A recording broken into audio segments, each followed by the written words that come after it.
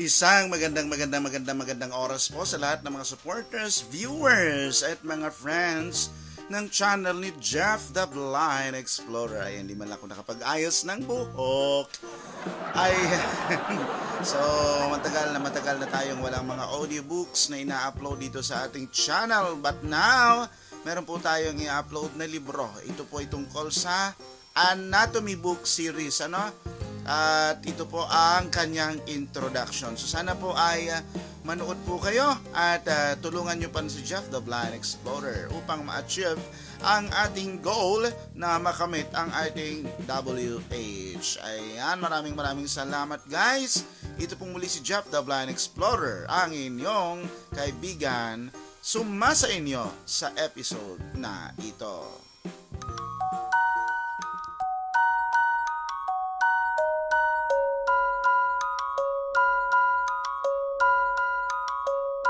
Homeostasis. Key points. Homeostasis is the tendency to resist change in order to maintain a stable, relatively constant internal environment.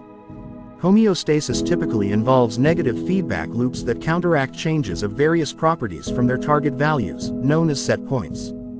In contrast to negative feedback loops, positive feedback loops amplify their initiating stimuli. In other words, they move the system away from its starting state. Introduction. What's the temperature in the room where you're sitting right now? My guess would be that it's not exactly 98.6 carat circ, text F98.6. F98.6, space, degree, F37.0 carat circ, text C37.0. C37.0, space, degree, C. Yet, your body temperature is usually very close to this value. In fact, if your core body temperature doesn't stay within relatively narrow limits, from about 95 carat circ, text F95. F95, space, degree, F35 carat circ, text C35 C35, space, degree, C to 107 carat circ, text F107. F107, space, degree, F41.7 carat circ, text C41.7. C41.7, space, degree, C. The results can be dangerous or even deadly. The tendency to maintain a stable, relatively constant internal environment is called homeostasis. The body maintains homeostasis for many factors in addition to temperature. For instance, the concentration of various ions in your blood must be kept steady, along with pH and the concentration of glucose. If these values get too high or low, you can end up getting very sick. Homeostasis is maintained at many levels, not just the level of the whole body as it is for temperature. For instance, the stomach maintains a pH that's different from that of surrounding organs, and each individual cell maintains ion concentrations different from those of the surrounding fluid. Maintaining homeostasis at each level is key to maintaining the body's overall function. So, how is homeostasis maintained? Let's answer this question by looking at some examples. Maintaining homeostasis. Biological systems like those of your body are constantly being pushed away from their balance points. For instance, when you exercise, your muscles increase heat production, nudging your body temperature upward. Similarly, when you drink a glass of fruit juice, your blood glucose goes up. Homeostasis depends on the ability of your body to detect and oppose these changes.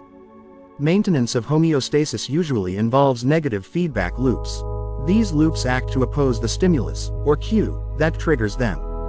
For example, if your body temperature is too high, a negative feedback loop will act to bring it back down towards the set point, or target value, of 98.6 carat circ, text F98.6 F98.6, space, degree, F37.0 carat circ, text C37.0 C37.0, space, degree, C.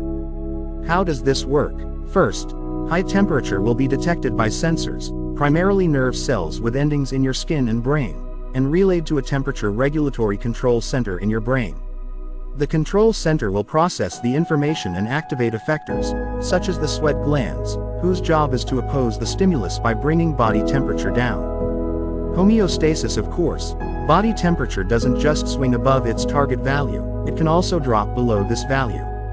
In general, homeostatic circuits usually involve at least two negative feedback loops. One is activated when a parameter, like body temperature, is above the set point and is designed to bring it back down.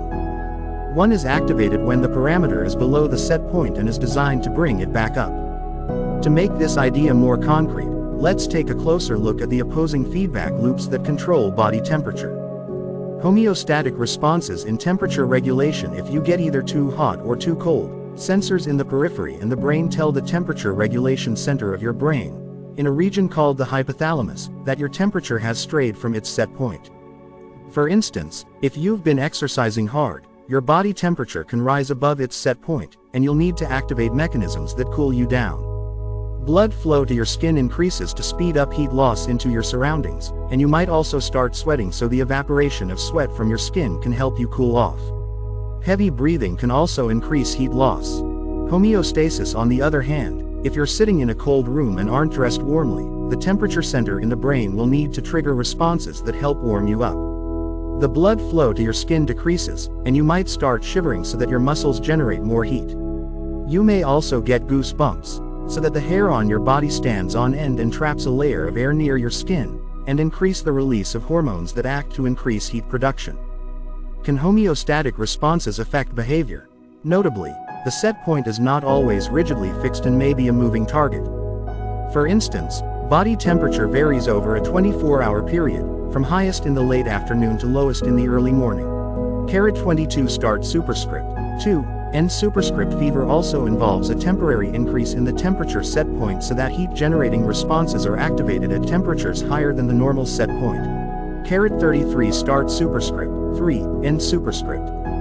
Disruptions to feedback disrupt homeostasis. Homeostasis depends on negative feedback loops. So, anything that interferes with the feedback mechanisms can, and usually will, disrupt homeostasis. In the case of the human body, this may lead to disease. Diabetes, for example, is a disease caused by a broken feedback loop involving the hormone insulin. The broken feedback loop makes it difficult or impossible for the body to bring high blood sugar down to a healthy level. To appreciate how diabetes occurs, let's take a quick look at the basics of blood sugar regulation. In a healthy person, blood sugar levels are controlled by two hormones, insulin and glucagon. Insulin decreases the concentration of glucose in the blood. After you eat a meal, your blood glucose levels rise, triggering the secretion of insulin from beta cells in the pancreas. Insulin acts as a signal that triggers cells of the body, such as fat and muscle cells, to take up glucose for use as fuel. Insulin also causes glucose to be converted into glycogen, a storage molecule, in the liver. Both processes pull sugar out of the blood, bringing blood sugar levels down, reducing insulin secretion, and returning the whole system to homeostasis. The endocrine pancreas glucagon does the opposite. It increases the concentration of glucose in the blood. If you haven't eaten for a while, your blood glucose levels fall, triggering the release of glucagon from another group of pancreatic cells, the alpha cells.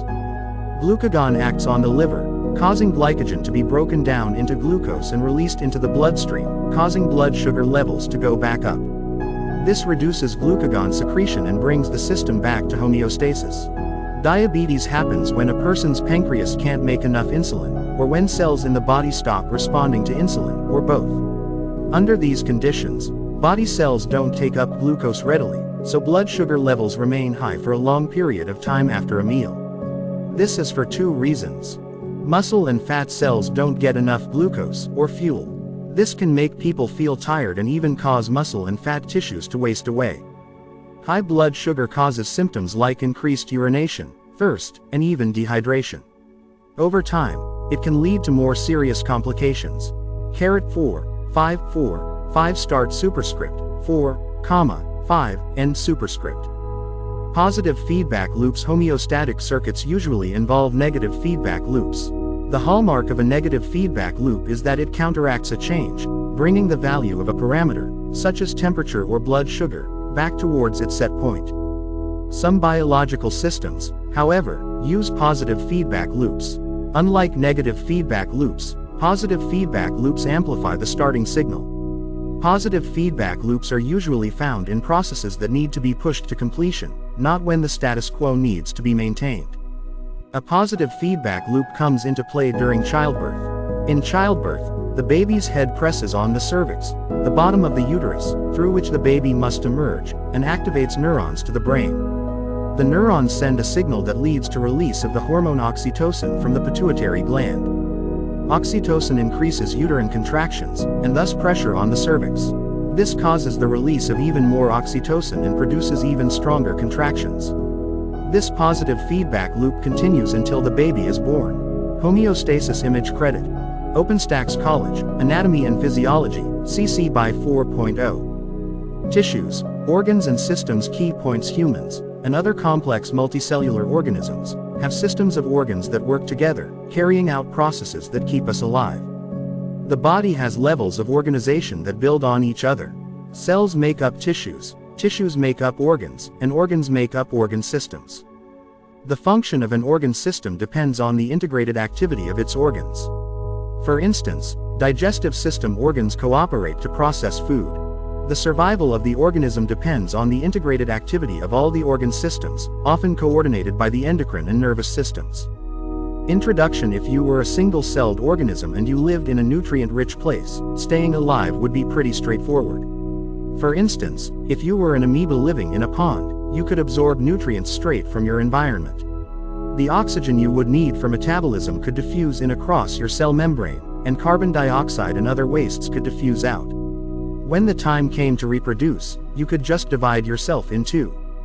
However, odds are you are not an amoeba, given that you're using Khan Academy right now, and things aren't quite so simple for big, many-celled organisms like human beings. Your complex body has over 30 trillion cells, and most of those cells aren't in direct contact with the external environment.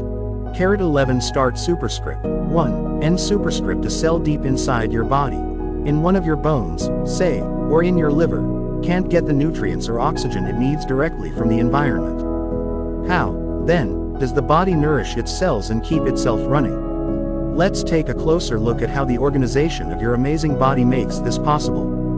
Multicellular organisms need specialized systems. Most cells in large multicellular organisms don't directly exchange substances like nutrients and wastes with the external environment. Instead, they are surrounded by an internal environment of extracellular fluid, literally, fluid outside of cells. The cells get oxygen and nutrients from this extracellular fluid and release waste products into it. Humans and other complex organisms have specialized systems that maintain the internal environment, keeping it steady and able to provide for the needs of the cells. Different systems of the body carry out different functions. For example, your digestive system is responsible for taking in and processing food, while your respiratory system, working with your circulatory system, is responsible for taking up oxygen and getting rid of carbon dioxide. The muscular and skeletal systems are crucial for movement, the reproductive system handles reproduction, and the excretory system gets rid of metabolic waste. Because of their specialization, these different systems are dependent on each other. The cells that make up the digestive, muscular, skeletal, reproductive, and excretory systems all need oxygen from the respiratory system to function, and the cells of the respiratory system, as well as all the other systems, need nutrients and must get rid of metabolic wastes. All the systems of the body work together to keep an organism up and running. Overview of body organization. All living organisms are made up of one or more cells. Unicellular organisms, like amoebas, consist of only a single cell. Multicellular organisms, like people, are made up of many cells. Cells are considered the fundamental units of life. The cells in complex multicellular organisms like people are organized into tissues, groups of similar cells that work together on a specific task.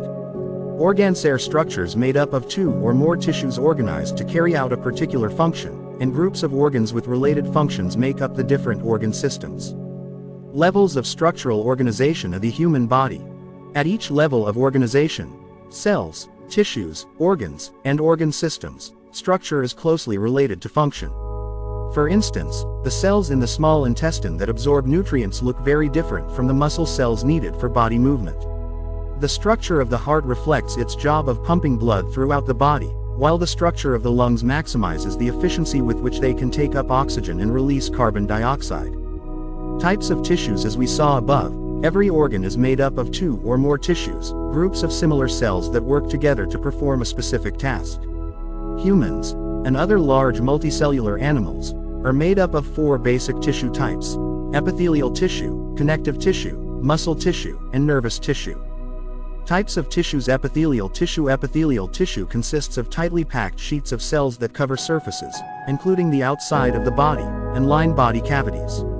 For instance, the outer layer of your skin is an epithelial tissue, and so is the lining of your small intestine. Epithelial cells are polarized, meaning that they have a top and a bottom side.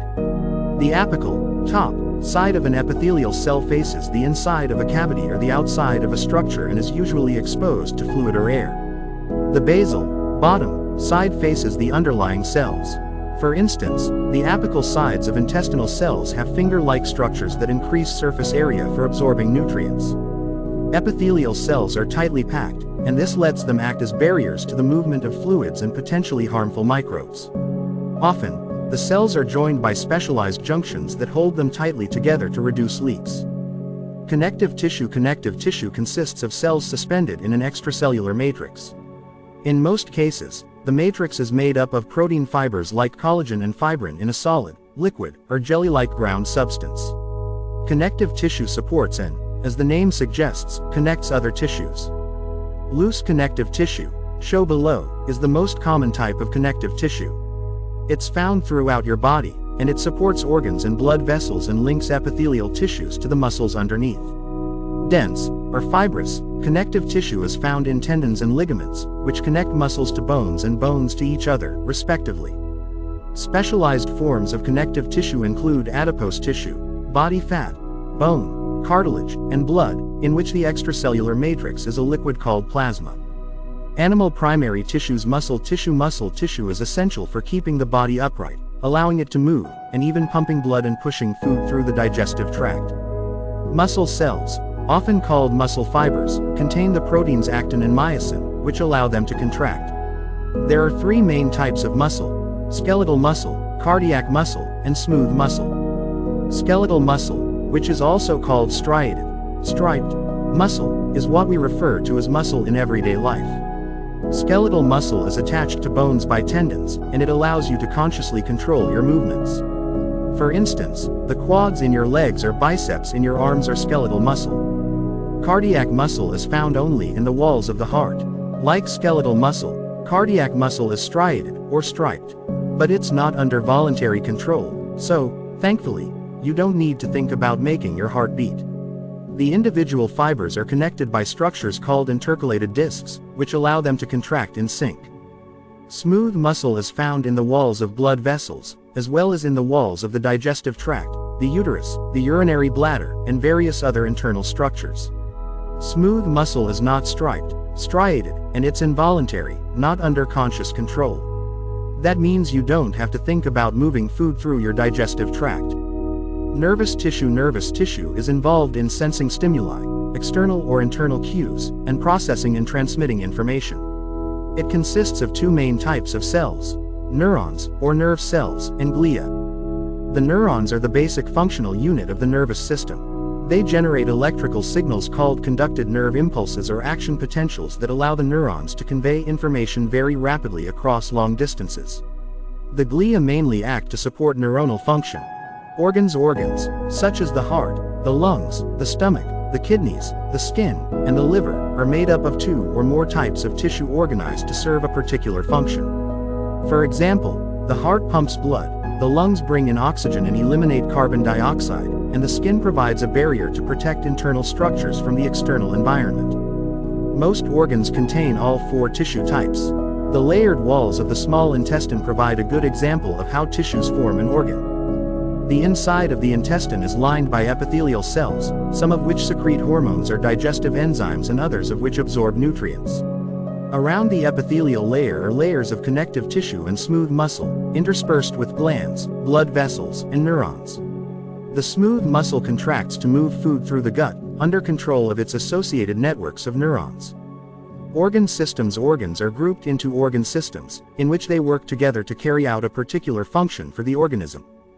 For example, the heart and the blood vessels make up the cardiovascular system. They work together to circulate the blood, bringing oxygen and nutrients to cells throughout the body and carrying away carbon dioxide and metabolic wastes.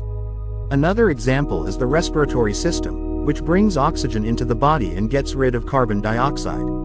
It includes the nose, mouth, pharynx, larynx, trachea, and lungs. Structural organization of the human body. Major organ systems of the human body. Organ system function. Organs, tissues, and structures involved. Cardiovascular transports oxygen, nutrients, and other substances to the cells and transports wastes, carbon dioxide, and other substances away from the cells. It can also help stabilize body temperature and pH. Heart, blood, and blood vessels. Lymphatic defends against infection and disease and transfers lymph between tissues and the bloodstream. Lymph, lymph nodes, and lymph vessels. Digestive processes foods and absorbs nutrients, minerals, vitamins, and water. Mouth, salivary glands, esophagus, stomach, liver, gallbladder, exocrine pancreas, small intestine, and large intestine. Endocrine provides communication within the body via hormones and directs long-term change in other organ systems to maintain homeostasis. Pituitary, pineal, thyroid, parathyroids, endocrine pancreas, adrenals, testes, and ovaries. Integumentary provides protection from injury and fluid loss and provides physical defense against infection by microorganisms involved in temperature control. Skin, hair, and nails. Muscular provides movement, support, and heat production. Skeletal, cardiac, and smooth muscles. Nervous collects, transfers, and processes information and directs short-term change in other organ systems. Brain, spinal cord, nerves, and sensory organs, eyes, ears, tongue, skin, and nose. Reproductive produces gametes, sex cells, and sex hormones, ultimately produces offspring. Fallopian tubes, uterus, vagina, ovaries, mammary glands. Female, testes, vas deferens, seminal vesicles, prostate, and penis. Male. Respiratory delivers air to sites where gas exchange can occur. Mouth, nose, pharynx, larynx, trachea, bronchi, lungs, and diaphragm. Skeletal supports and protects soft tissues of the body, provides movement at joints, produces blood cells, and stores minerals. Bones, cartilage, joints, tendons, and ligaments. Urinary. Removes excess water, salts, and waste products from the blood and body and controls pH. Kidneys, ureters, urinary bladder, and urethra. Immune. Defends against microbial pathogens, disease-causing agents, and other diseases. Leukocytes, tonsils, adenoids, thymus, and spleen. Major organ systems of the human body. Although we often talk about the different organ systems as though they were distinct, parts of one system may play a role in another system. The mouth, for instance, belongs to both the respiratory system and the digestive system. There's also a lot of functional overlap among the different systems. For instance, while we tend to think of the cardiovascular system as delivering oxygen and nutrients to cells, it also plays a role in maintaining temperature. The blood also transports hormones produced by the glands of the endocrine system, and white blood cells are a key component of the immune system. Organs in a system work together. Just like workers on an assembly line, the organs of an organ system must work together for the system to function as a whole. For instance, the function of the digestive system, taking in food, breaking it down into molecules small enough to be absorbed, absorbing it, and eliminating undigested waste products, depends on each successive organ doing its individual job. 4 start superscript, 4 end superscript.